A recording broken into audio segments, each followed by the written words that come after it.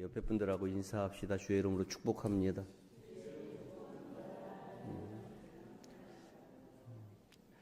필리핀 바기오에는 십자가를 위해서 그리고 간판을 위해서 지난 그 부활 그 추수감사절 지나고 200만 원을 먼저 보냈는데 중요한 건 뭐냐면 우리나라처럼 돈을 주면 금방 와서 일하는 사람들이 아니에요. 그 사람들은 계획을 하고 준비를 하고 같이 협력을 하고 이렇게 하는데 사람이 안 와. 다 해놨는데 사람이 약속을 해놓고 그 약속을 지키기까지 시간이 많이 걸리는 나라. 그래서 끊임없이 기다려야 되는 나라.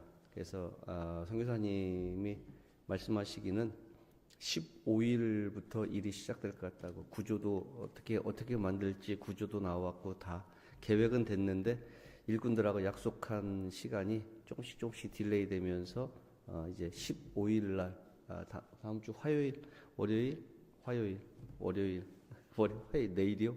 내일이 15일이에요.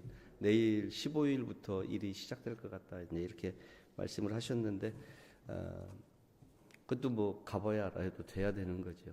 근데 이제, 그래서, 선교지는 항상, 후방에서 기도가 필요한 것이 왜 그러냐면, 현장의 그 상황들이 사람의 생각처럼, 이곳에서 하는 것처럼 그렇게, 내가 가서 불러오고 안 되면 가서 데려오고 이런 것들이 안 돼요. 그러니까 약속을 했는데 그분들이 시간이 딜레이가 되면 그냥 기다려야 되는 거예요. 그분들을 기다려야 되는 거예요. 그렇다고 해서 딴 사람을 시킬 수도 없어요. 딴 사람 시키면 또 이상한 짓 해요. 그러니까 기다려야 되고 이렇게 한참 동안 이렇게 해야 되는 그런 상황들입니다. 그렇기 때문에 바기오를 위해서 여러분들이 많이 기도해 주시고 또 그곳에서 하나님께서 역사하심이 그곳 사람들을 통해서 일어날 수 있도록 여러분 이곳에 많은 기도가 필요한 줄로 여러분 믿으시기 바랍니다. 자, 오늘 본문의 말씀을 보면서 사람의 가치가 얼마나 중요한가라는 그러한 생각을 한번 해봤습니다. 사람들은 대부분 자기의 가치가 얼마나 소중한 건지 얼마나 대단한 건지 내가 내 안에 있는 내 소유가 얼마나 대단한 가치를 가지고 있는지 이런 것들에 대해서 참 신경을 잘 못 씁니다. 근데 그런 이야기가 있습니다.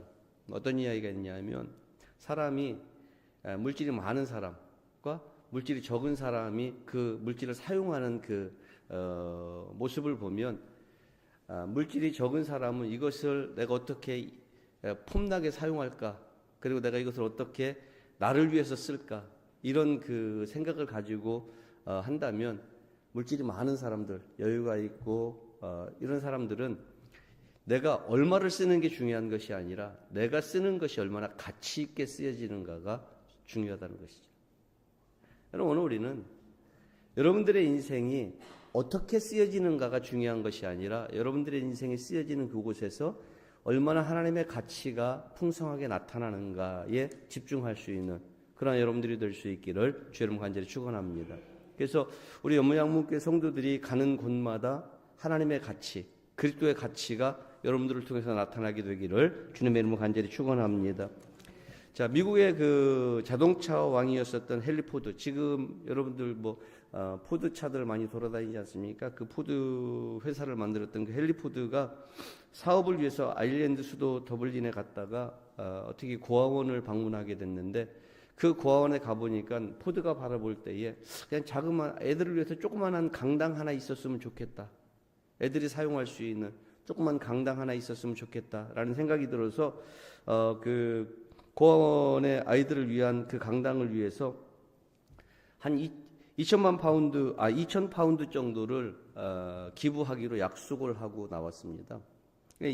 2,000파운드라고 하면 지금 제가 그 인터넷으로 2,000파운드가 어느 정도 될까 찾아봤더니 2,000파운드면은 한 394만 원. 우리나라 지금 한화로 계산하면 394만 원 정도 가치가 있는 그러한 돈인데 그 돈을 기증하기로 고아원하고 협의를 하고 이야기를 하고 약속을 하고 그리고 나왔습니다. 근데 다음 날 문제가 생겼어요. 아일랜드 신문에서 뭐라고 기사를 냈냐면 자동차왕 헨리 포드 회장 더블린 고아원의 아이들을 위해 2만 파운드를 기부하기로 약속하다. 이거 사고 난 거예요, 사실은. 신문사에서 신문 기사가 오보가 된 거죠. 사고 친 거예요. 그래서 신문사에서 이게 잘못됐구나라는 것을 깨닫고 헨리 포드를 찾아가 가지고 죄송합니다. 인사하고 사과하고 저희들이 정정 기사를 내겠습니다. 그랬더니 그때 헨리 포드가 웃으면서 내가 괜찮습니다. 다 하나님의 뜻 아니겠습니까? 라고 이야기하면서 내가 18,000파운드 더 내겠습니다. 그런데 한 가지만 부탁합시다. 한 가지만. 뭘 부탁할까요? 했더니 이 강당이 세워지고 완공되는 날 강당 앞에다가 이런 글귀 하나만 적어주십시오. 헨리 포드의 뜻이 아니라 하나님의 뜻대로 세워진 강당이라고 하는 글귀 하나만 적어주세요. 이거는 18,000파운드를 더 쓰면서 그 18,000파운드의 가치를 어디로 돌렸냐면 하나님께로 돌리고 있는 것입니다. 여러분, 나는 2,000파운드 이야기했어요. 2,000파운드 이야기했는데 하나님의 뜻에 의해서 18,000파운드가 내게 붙어왔어요. 18,000파운드가 붙어왔는데 신문사는 그것을 정정 보도를 내고 2,000파운드로다가 정리를 해주겠다라고 이야기하는데 18,000파운드가 붙을 때는 그만한 이유가 있지 않겠는가? 하나님의 뜻이 있지 않겠는가? 라고 하는 것이 포드의 생각이었습니다. 내가 왜 서두에 있는 자와 없는 자의 차이를 이야기하면서 있는 자들은 가치를 위해서 산다라고 이야기했던 것이 바로 이것입니다. 그런데 꼭 있어야만 이렇게 가치를 위해서 사는 것은 아닙니다. 없어도 내가 살아가는 삶의 최고의 가치가 뭔가를 성경이 보여주고 있는데 그게 누구냐면 과부의 두렙돈입니다. 최고의 가치를 위해서 얼마 되진 않지만 모든 사람들이 비웃는 동전이지만 그 동전은 그 여인의 뭐였어요? 생활비 전 재산이었어요. 자기의 생활비 전부를 예수 그리스도라고 하는 가치 앞에 던질 수 있었던 그 여인이 우리가 성경에서 바라보는 인간의 가치를 가장 높게 평가받을 수 있는 그러한 모습입니다.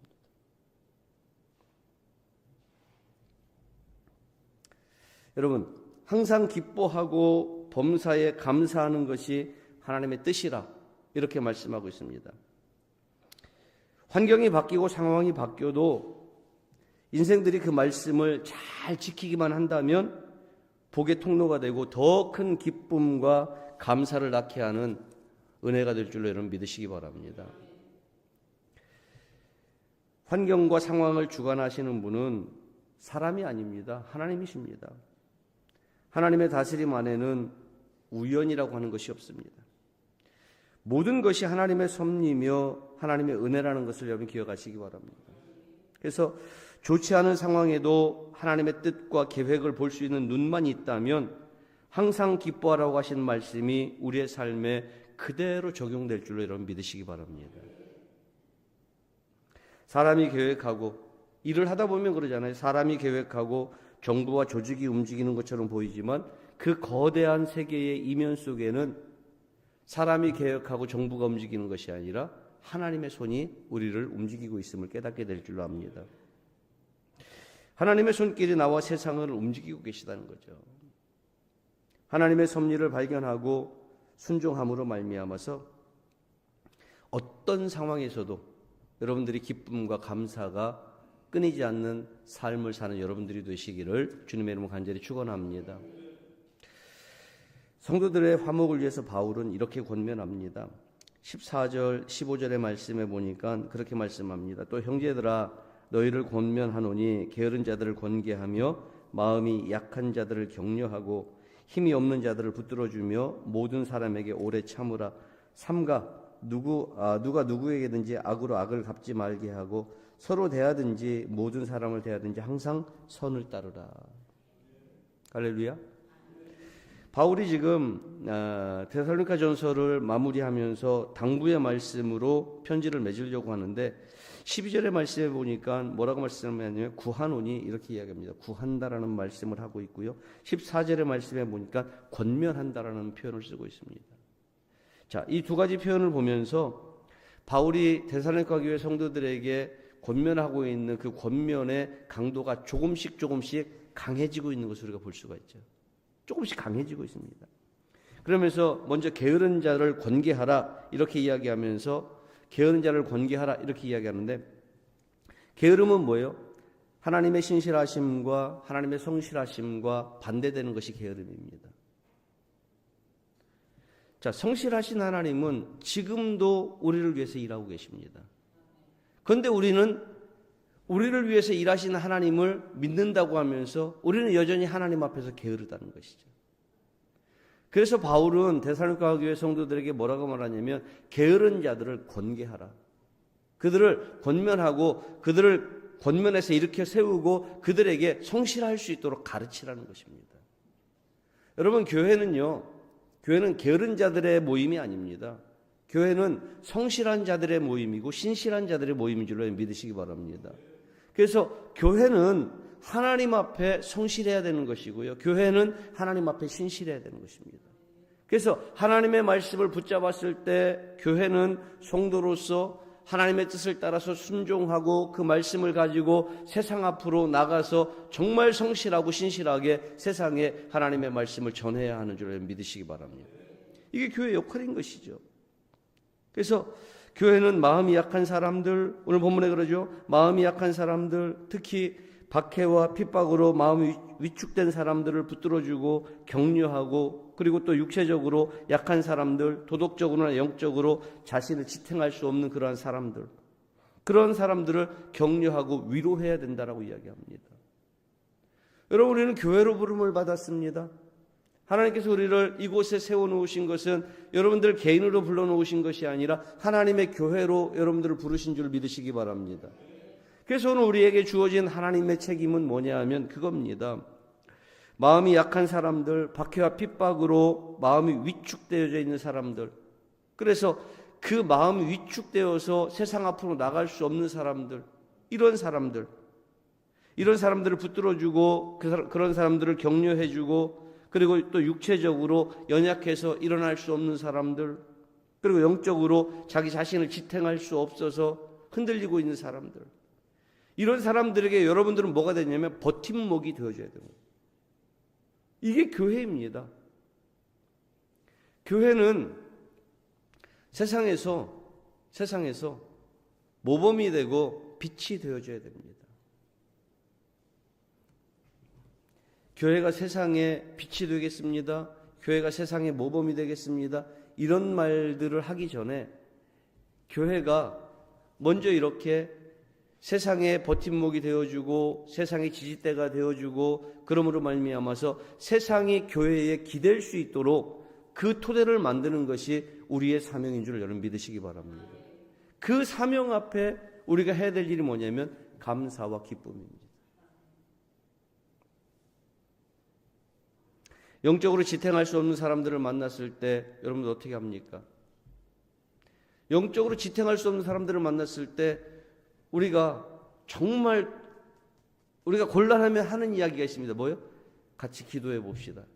이거는요, 아무것도 하지 말자는 얘기랑 똑같아요. 같이 기도합시다. 내가 당신을 위해서 기도하겠습니다. 이거 쉬운 이야기가 아니에요, 여러분. 그러니까 기도해 봅시다라고 하는 이야기는 결국 뭐냐면 내가 당신에게 해줄 수 있는 게 없습니다라는 이야기. 내가 기도해보자고 같이 기도합시다라고 이야기하려면 최소한 뭘 해야 되냐면 그 사람이 내게 기댈 환경을 만들어줘야 돼요. 그 사람이 내게 기대고 그 사람이 영적으로 나를 의지하면서 내게 기대어서 그 사람이 스스로 일어날 수 있는 힘을 찾을 때까지 함께 붙잡아주고 함께 기도해 줄 수 있는 것, 이게 기도하자는 이야기지, 붙잡아주지는 않으면서 내 어깨는 내어주지 않으면서 기도하자고 하는 것은 내가 당신을 위해서 아무것도 하지 않겠습니다라는 이야기와 똑같다는 것입니다. 여러분들이 정말 영적으로 지탱할 수 없는 자들을 만나거나 육신적으로 연약해서 일어설 수 없는 자들을 만나거나 여러분들이 만났을 때 여러분들의 어깨를 내어줄 수 있는, 여러분들의 삶의 한 켠을 내어줄 수 있는 여러분들이 되시기를 주님의 이름으로 간절히 축원합니다. 그렇지 않으면 기도한다라는 말 하시면 안 됩니다.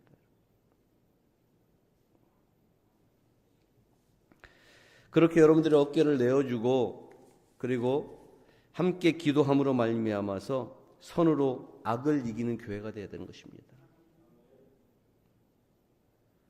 성도가 말씀 안에서 하나가 되고 또 교회가 하나님의 선하신 뜻을 이루기 위해서는 사람이 하나님의 말씀을 깨달아야 됩니다. 왜? 하나님의 일은 누구를 통해서 하세요? 사람을 통해서 하시기 때문에 정말 성도가 말씀 안에서 하나가 된다? 교회가 하나님의 선하신 뜻을 이룬다? 그런 말을 하기 위해서는 먼저 하나님께서 사용하시는 도구로서의 사람이 하나님의 뜻을 깨달아야 된다는 것입니다. 분별할 줄 알아야 되는 것입니다. 그래서 세상에서 할 수 있는 선한 일들, 선한 목적들을 내게 맡겨주신 하나님의 선한 목적을 나를 통해서 이루어가야 되는 줄 여러분 믿으시기 바랍니다. 이게 뭐예요? 영적으로 지탱하기 어려운 사람들을 만났을 때, 육신적으로 연약한 사람들을 만났을 때, 정말 위축된 사람들을 만났을 때, 그때 하나님의 선하신 목적을 이루는 첫 번째가 뭐냐면 나를 내어주는 거예요. 내 어깨를 내어주고 그가 기댈 수 있게 해주는 것입니다.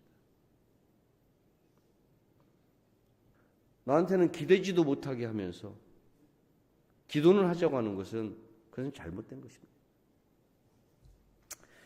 제가 어렸을 때는요, 그래도 깔끔하기로 소문났습니다. 바지 착 다려입고 구두 쫙 닦아 신고 그러고 다녔어요. 근데 아내가 선교원을 하고 있었으니까 애들을 얼마나 많이 만나요. 바지 쫙 다려입고 까만 바지 착 다려가지고 줄 쫙 세워가지고 탁 허리 위에까지 착 올려서 입고 그냥 까만 구두 침 뱉어가면서 막 광착 내가지고 그냥 반짝반짝하게 해가지고 딱 신고 딱 나왔는데 막 애들이 막 달려들으면요 막 에이 이러 못 오게 에이 그것도 저러고 가라 막 이러면서 애들 못 오게 하고 애들 싫어하고 그랬었어요. 근데 지금 목사가 되고요 목회를 하면서 보니까 내가 구두를 닦아 신는 게 중요하지 않더라고요. 내가 바지를 다려입는 게 중요하지 않더라고요. 오면 오는 대로 힘들고 어렵다라고 말하는 사람들을 만나게 되면 그들에게 정말 같이 흙탕물에 닦으시는 구두지만 흙탕물에 같이 발을 담그고 어깨를 내줄 수 있는 그러한 시간들이 제게 오고 있더라고요.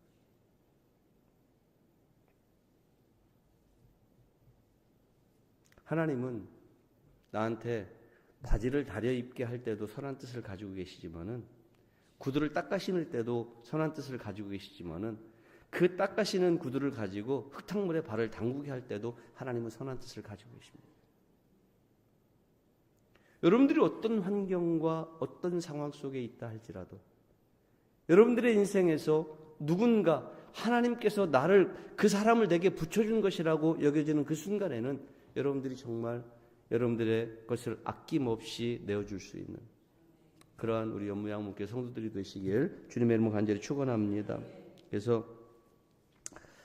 세상에서 할 수 있는 나를 통해서 일하시는 하나님의 선한 목적을 나는 이루어야 되는 것이죠. 그리고 가장 중요한 것은 하나님의 영역과 사람의 영역을 분별함으로 말미암아서 악을 악으로 갚지 말고 하나님의 뜻에 맡길 수 있는 영적 성장이 여러분들에게 있어야 하는 줄 믿으시기 바랍니다. 이 성장이 없으면 우리는 아무리 많은 말을 해도 소용없는 것입니다. 그래서 하나님은 하나님의 영역과 사람의 영역을 구분해 놓으셨습니다. 그래서 악을 악으로 갚지 말라 말씀하시면서 하나님의 뜻에 맡기라 말씀하십니다. 이게 하나님의 뜻에 맡기는 그 단계가 뭐냐 하면 영적 성장의 단계입니다. 지금까지는 내가 하려고 했고 내가 피하고 내가 흙탕물 속에 들어가지 않으려고 했고 흙탕물 속에 들어가면 큰일 나는 줄 알았고 그런데 흙탕물 속에 들어가서 보니까 하나님의 뜻이 무엇인지를 알게 되는 것이죠. 하나님의 영역 안에서 내가 하나님의 뜻을 거스르지 않고 하나님이 내게 주신 사명을 감당할 때에 하나님은 나와 함께 하시고 내 위에 역사하시는 하나님의 놀라운 은혜가, 나를 통해서 일하시는 하나님의 놀라운 축복이 여러분들 안에 임하게 될 줄로 믿으시기 바랍니다. 그래서 오늘 우리가 제목으로 잡은 인생을 향한 하나님의 뜻이라고 했는데, 우리를 향하신 하나님의 뜻이 뭐냐면 16절로 18절까지 말씀입니다. 16절로 18절까지 말씀에 보면 16절의 말씀에 항상 기뻐하라, 17절에 쉬지 말고 기도하라, 18절에 범사에 감사하라. 이건 우리가 다 잘 아는 말씀입니다. 그런데 18절에 이어서 뭐라고 말하냐면 이것이 그리스도 예수 안에서 너희를 향하신 하나님의 뜻이니라. 하나님의 뜻. 하나님의 뜻이 세 가지입니다. 뭐예요? 기뻐하라, 감사하라, 기도하라. 항상 기뻐하라, 쉬지 말고 기도하라, 범사에 감사하라. 이 세 가지가 하나님이 오늘 우리에게 주시는 하나님의 뜻입니다. 성도가 삶의 현장에서 가져야 될 가장 기본적이고 필수적인 영성이 뭐냐 하면 이거예요. 기뻐하고 기도하고 감사하는 것. 이게 우리가 살아가고 있는 삶의 현장에서 성도로서 가져야 될 가장 깊은 영성, 기본적이지만 가장 깊은 영성이 세 가지입니다. 이것을 가지고 있는 사람은 누구라도 하나님의 뜻에서 벗어나지 않습니다. 그러면서 바울이 먼저 기뻐하라 이렇게 강조하죠. 왜 기뻐하라고 했냐면 기쁨은 하나님의 속성입니다. 내가 즐거워하는 것, 하나님 내게 주신 열매입니다. 그래서 기쁨은 하나님의 속성이고 기쁨은 하나님의 열매입니다. 그리고 이 기쁨이라고 하는 것은 내가 살아가는 삶의 원동력입니다. 동력이 되죠. 여러분 맨날 울면서 맨날 찌푸리면서 세상 사는 거 힘들지 않아요? 근데 항상 기뻐하고 항상 즐거운 모습으로 세상을 살면 어떻습니까? 내 삶이 행복하잖아요. 기쁨이라고 하는 것은 내가 살아가는 내 삶의 동력입니다. 동력. 근데 이 동력이 하나님의 뜻이라는 거예요. 내가 그렇게 살아가는 것, 너희를 세상에 둔 것은 너희가 항상 울라고 둔 것 아니고 항상 기뻐하라고 둔 것이라고 주님 말씀하시는 거예요.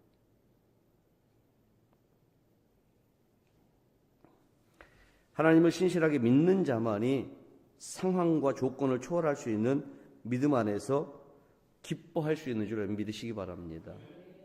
여러분들의 상황이 어떻든지, 여러분들의 환경이 어떻든지 그 모든 조건을 초월할 수 있는 것은 하나님을 믿는 믿음입니다. 그 믿음 안에서 기쁨을 얻는 여러분들이 되시기를 주님의 이름으로 간절히 축원합니다. 그리고 기도하라고 이렇게 말씀합니다. 우리는 기도를 영적 호흡이라 이렇게 이야기하죠. 영적 호흡이라고 이야기하는 것은 뭐냐면 멈추면 죽는다는 이야기를 하는 거예요.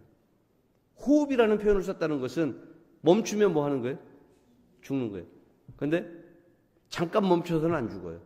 잠깐 멈춰서는. 얼만큼 멈추면 죽어요? 자, 지금부터 시작.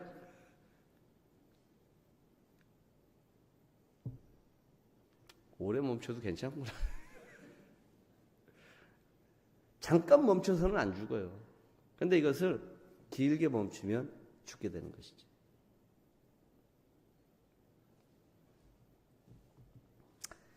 성도가 하나님과 함께 영으로 호흡하고 끊임없이 친밀함을 누리기 위해서는 기도가 멈춰지면 안 되는 줄 믿으시기 바랍니다. 왜 그러냐면 지금 이야기한 것처럼 기도는 영적 호흡이다라고 이야기하는 것은 기도는 하나님과 나를 연결하고 있는 산소호흡기 같은 거예요. 환자에게 정말 숨이 막 넘어가는 환자에게 산소호흡기는 뭐예요? 생명선입니다. 생명줄. 마찬가지로 우리가 영적으로 피폐해져 있고 영적으로 숨이 넘어가고 있을 때 하나님께서 우리의 기도를 통해서 뭐예요? 산소를 공급해 주십니다. 우리가 살아날 수 있도록. 그래서 우리의 기도는 멈춰지면 안 되는 것입니다. 우리 사랑하는 성도 여러분, 하나님 앞에서 여러분들의 기도가 멈춰지지 않기를 주님의 이름 간절히 축원합니다. 여러분들의 기도를 통해서 하나님이 여러분들을 숨쉬게 하시고 여러분들의 숨쉼을 통해서 이 땅에 하나님의 사명을 이루어가는 일꾼들의 삶을 사는 우리 연무양문교회 모든 성도들이 되시기를 주님의 이름으로 간절히 축원합니다. 그리고 범사에 감사하라 이렇게 얘기하는데 이 성도의 감사라고 하는 것은요, 어떤 상황에서도 하나님의 임재하심을 누리고 그 인도하심을 확신할 때, 그때 할 수 있는 게 감사예요. 하나님의 임재하심을 내가 경험하지 않고 하나님의 인도하심을 경험하지 않으면 나는 진정한 감사를 할 수 없어요. 그럼 누가 감사할 수 있느냐? 하나님의 임재하심을 경험한 사람, 하나님의 인도하심을 확신한 사람. 우리 연무양문교회 모든 성도들이 오늘 이 시간 하나님의 임재하심, 오늘 이 예배 가운데 임재하신 하나님을 경험할 수 있기를 주의 이름으로 간절히 축원합니다. 그리고 하나님께서 우리를 인도하신다고 하는 확신이 우리 안에 분명하기를 주님의 이름으로 간절히 축원합니다. 감사는 하나님의 은혜에 대한 사람들의 반응이다. 들어보셨죠? 제가 이야기했던 것 같아요. 감사는 하나님의 은혜에 대한 나의 반응이에요. 나의 반응. 그래서 믿음의 크기는 감사의 분량에 비례한다라는 이야기를 합니다. 말씀드렸던 것 같은데 여러분, 내 믿음이 어느 정도인지를 여러분들이 가늠해보고 싶다면 뭐 다른 거 필요 없습니다. 여러분들이 하나님 앞에 감사의 조건이 얼마나 많은가 찾아보시면 됩니다. 그 여러분들의 믿음의 크기입니다.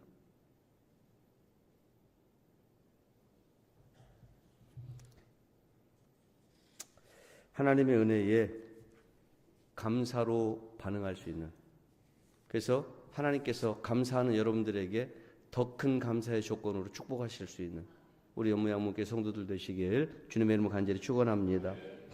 그리고 바울은 더불어서 이런 이야기를 합니다. 성령을 소멸하지 말고 예언을 멸시하지 말고 범사에 좋은 것을 취하고 악은 어떤 모양이라도 버리라, 이렇게 이야기합니다. 자, 왜 이런 말씀을 했냐면 성령은 성도들의 삶을 거룩함으로 인도하는 안내자이기 때문에 그런 것입니다. 우리가 성령을 구하는 것, 성령의 충만함을 받는 것, 하나님과 동행하는 것, 이건 다 뭐냐 하면 성령께서 우리의 삶을 하나님의 거룩함으로 인도해 가기 때문입니다. 안내자가 되기 때문에. 여러분, 성령을 소멸하지 않는 여러분들이 되시길 주의 이름 간절히 축원합니다. 예배를 통해서, 말씀을 통해서 하나님의 은혜를 받음으로 말미암아서 성령이 여러분들 안에 함께 거하시고 동행하는 여러분들의 삶이 되시길 주의 이름 간절히 축원합니다. 항상 기뻐하고 쉬지 말고 기도하고 범사에 감사하는 것이 하나님의 뜻이라고 했는데 우리 인생들이 어떻게 그것을 가능하게 할 수 있느냐 것이죠. 중요한 건 이겁니다. 아는 것이 중요한 것이 아니라 어떻게 이것을 실행할 수 있느냐, 이걸 어떻게 적용할 수 있느냐. 나무 꼭대기에 감이, 정말 맛있는 감이 열려있는 것이 중요한 것이 아니라 내가 저걸 어떻게 따느냐가 중요한 거잖아요. 내 걸 어떻게 만드느냐가 중요합니다. 기뻐하고 기도하고 감사하는 것을, 이 하나님의 뜻을 우리가 어떻게 이룰 수 있느냐는 것이죠. 뭐 쉬운 일은 아닙니다. 성도라면 누구나 다 기도합니다. 기도 안 하는 성도가 있습니까, 여러분? 다 기도하죠. 그런데 쉬지 않고 기도하는 것은 쉽지 않습니다. 쉬지 않고 기도하는 것. 자, 감사하는 것도 그렇습니다. 좋은 일이 있을 때 감사하는 것은 그렇게 어렵지 않지만은 범사에 감사하는 것은 쉽지 않습니다. 그래서 오늘 바울이 하나님의 뜻이라고 이야기하면서 우리에게 권면하고 있는 이 권면이 우리에게 부담이 될 수도 있다는 거죠. 부담스러울 수 있습니다, 여러분들에게. 기뻐하고, 항상 기뻐하고, 쉬지 말고 기도하고, 범사에 감사하는 것, 이것이 쉬운 것 같지만 굉장히 부담스러운 그러한 일일 수 있습니다. 그런데 이렇게 불가능해 보이는 이 일을 가능하게 하려면 가장 기본이 뭐냐 하면 이겁니다. 가장 기본이 우리가 하나님의 임재 안에 거해야 된다는 것입니다. 하나님의 은혜 안에, 여러분들의 삶에 하나님의 동행하심이 있어야 한다는 것입니다.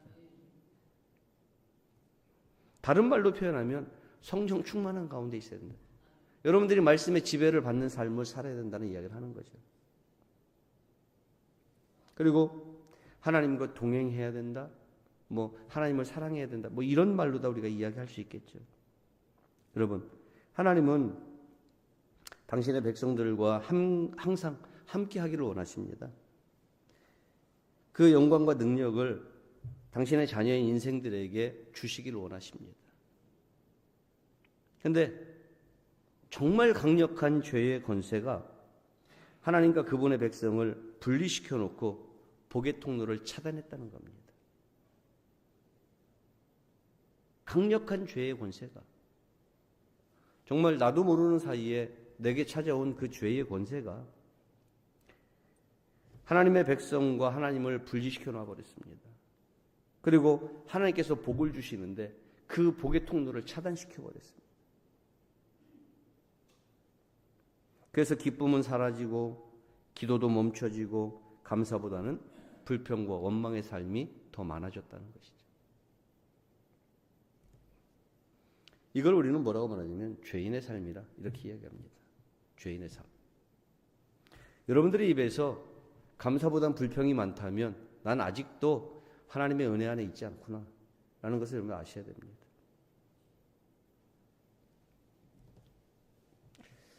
우리는 이제부터 어떻게 해야 되느냐? 그러면 항상 기뻐하라, 쉬지 말고 기도하라, 범사에 감사하라는 이 말씀을 어떻게 가능하게 하느냐? 예수 그리스도의 십자가의 은혜를 의지해서 죄의 권세를 끊고 하나님 앞에 거룩함과 정결함으로 나와야 되는 것이죠. 그리스도의 십자가가 없이는 우리는 이것을 가능하게 할 수 없습니다. 그 은혜가 우리에게 부어지지 않으면 우리는 이 상황을 반전시킬 수 없다는 것이죠. 강력한 죄의 권세가 나와 하나님과의 관계를 끊어놓고 하나님께 내게 주시는 복의 통로를 차단시켜 놨는데 이거를 회복시키기 위해서는 예수 그리스도의 십자가의 보혈, 그 은혜가 우리에게 꼭 필요하다는 것이죠. 그것이 없이는 우리는 아무것도 할 수 없습니다.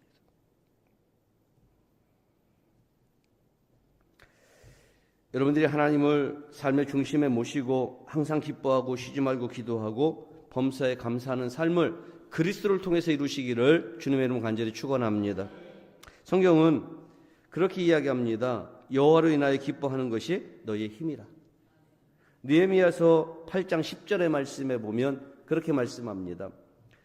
느헤미야 8장 10절 말씀에 느헤미야가 또 그들에게 이르기를 너희는 가서 살찐 것을 먹고 단 것을 마시되 준비하지 못한 자에게는 나누어 주라. 이날은 우리 주의 성일이니 근심하지 말라.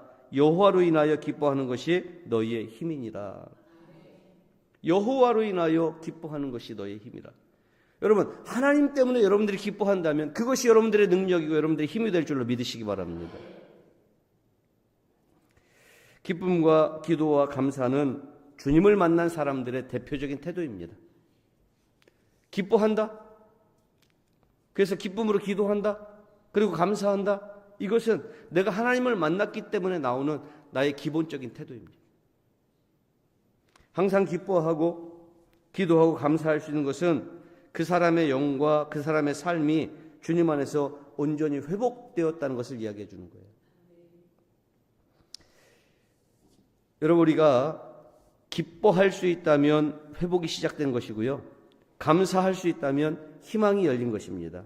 기도할 수 있다면 그의 영적 심장이 뛰고 있다는 증거인 줄로 믿으시기 바랍니다.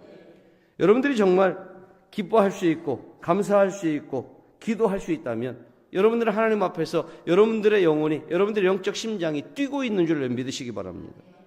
환경과 조건에 관계없이 기쁨과 감사가 흘러나오는 것은 믿음 안에서만 가능한 일입니다. 그냥 되지 않습니다. 영원한 생명을 소유한 사람, 변함없이 주님을 사랑하고 사랑을 받는 사람만이 가능한 일입니다. 이거는 누구를 통해서 가능해지느냐? 예수 그리스도의 십자가의 은혜를 통해서 가능해지는 줄 여러분 믿으시기 바랍니다. 여러분, 인생을 향한 하나님의 뜻을 오늘 성경이 이야기하고 있습니다. 우리를 향한 하나님의 뜻이 무엇입니까? 자, 우리 같이 다 들었으니까 다 아는 이야기입니다. 여러분들이 너무 잘 알고 있는 이야기고 너무 잘 아는 말씀입니다. 오늘 데살로니가전서 5장 16절로 18절까지의 말씀을 우리의 선언으로 오늘 이 시간 하나님 앞에 고백하고 오늘 말씀을 마치도록 하겠습니다. 같이 보겠습니다. 같이 한번 보겠습니다. 16절로 18절까지 말씀 같이 봅니다. 시작. 항상 기뻐하라. 쉬지 말고 기도하라. 범사에 감사하라. 이것이 그리스도 예수 안에서 너희를 향하신 하나님의 뜻이니라. 할렐루야. 기도합시다. 거룩하신 우리 아버지 하나님, 은혜를 감사합니다. 항상 기뻐하라. 쉬지 말고 기도하라. 범사에 감사하라. 이것이 너희를 향하신 하나님의 뜻이라 말씀하셨습니다. 하나님께서 우리의 환경과 우리의 상황들을 초월해서 우리에게 기뻐하고 기도하고 감사할 수 있도록 예수 그리스도를 이 땅 가운데 보내주셨습니다. 그를 통하여 우리의 인생이 바뀌고 하나님의 은혜가 충만한 삶을 살고 하나님의 뜻을 이루는 귀하고 복된 삶을 살게 인도하여 주시옵소서. 감사를 드립니다. 예수님 이름으로 기도하옵나이다. 아멘.